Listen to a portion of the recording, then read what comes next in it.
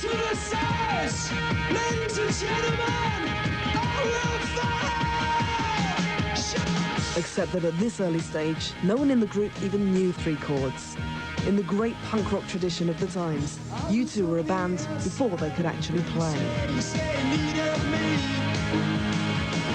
was looking at myself, I was blind, could not see.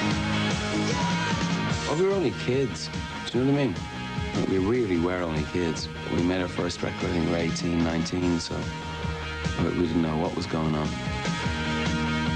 What actually, I think, pushed us towards taking it more seriously was the chemistry of the band, which was sort of there from day one.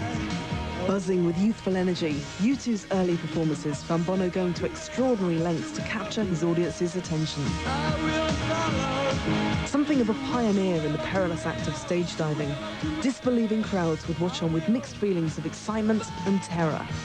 The fact that Bono insisted upon clambering up every available structure wasn't really the problem. It was just that sometimes he'd jump off.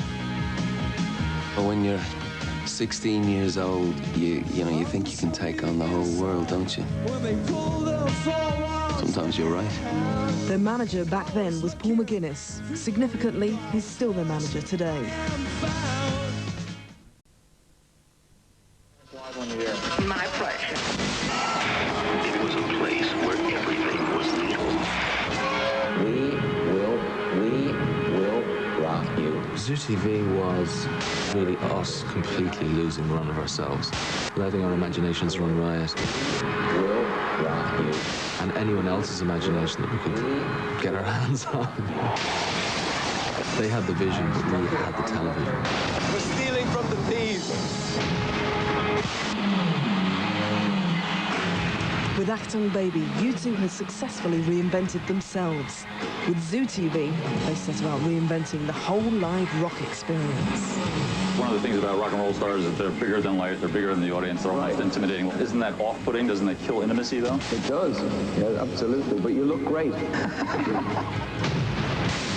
This was rock and roll on a wire-guided collision course with satellite television. If it wasn't live, it didn't happen. And if you couldn't say it in a soundbite, it wasn't worth hearing. Put your hand against the screen. There are many, many levels to Zoo TV. This is the lowest. This is... Soon the network of scattered ideas within Zoo TV began to expand and take on different forms. At points, even U2 seemed to be having trouble getting their heads around what they'd created. I don't know what Zoo TV is all about, so it must be art. More amazing still, U2 had created a tour that was chewing up millions faster than the ticket money rolling in. The monumental costs in staging Zoo TV meant that the tour was running at barely break-even. But U2, it seems, were into the idea of public access, even if what they wanted was pay-per-view. And anyway, they looked like they were loving every minute of it. You know, it's an extraordinary thing to be on in front of 50,000 people and have your mind blown. And that's what Zoo TV did to me every night. You know, just completely turned me over. That mixture of European decadence. I mean, I couldn't believe we were getting away with it. And the Las Vegas trash. I couldn't believe we could afford it. This is what we want. The best thing that I could ever hear from a member of the audience at Zoo TV, as all these images came piling in, was, it's too much. This is, you have to slow it down. I can't take it all in. Yeah, they're coming to a rock and roll gig and watching television. I think that, I mean, what more can you ask for?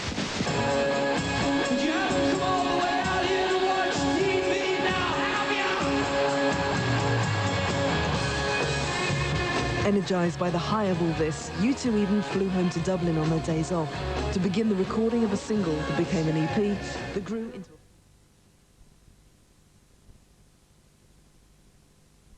a frazzling, spirit-lifting, life-affirming spectacle of Pop Mart. As wide-eyed and wildly ambitious as ever, U2 have created an otherworldly vision of a tour, where every night, for your entertainment, the past and the future collide, in glorious Technicolor.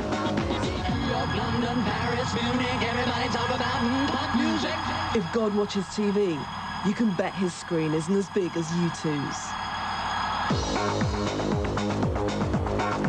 The first time the band flicked Pop Mart's on switch in Las Vegas, scores of eyewitnesses across the Nevada desert were convinced they were witnessing extraterrestrial activity.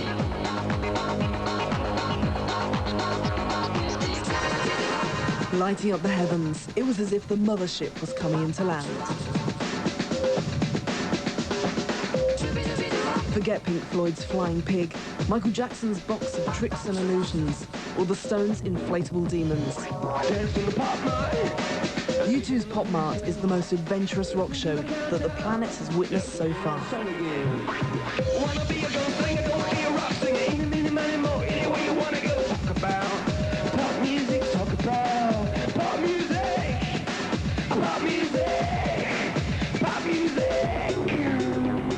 The Pop Mart inventory includes one 7,000 square foot video screen, one 100-foot golden arch, one 100-foot cocktail stick topped with a 12-foot olive, plastic of course, one 40-foot engine-powered lemon cum mirror ball. You can't drive one of these and not get noticed. Transporting the tour requires the involvement of 75 articulated trucks, 16 buses, one Boeing 727, 10 turbo-powered rattle and hums, and a fly on the wall.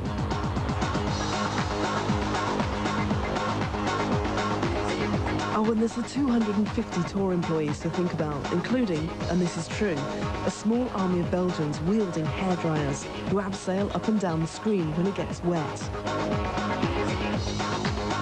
You too, you'll understand, keep an eye out for cheap deals on family-size pads.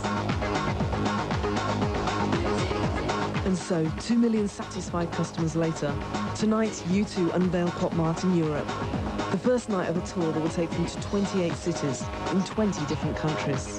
They've got the swing, got the sway, got their straw in lemonade. It's U2. It's Pop Mart.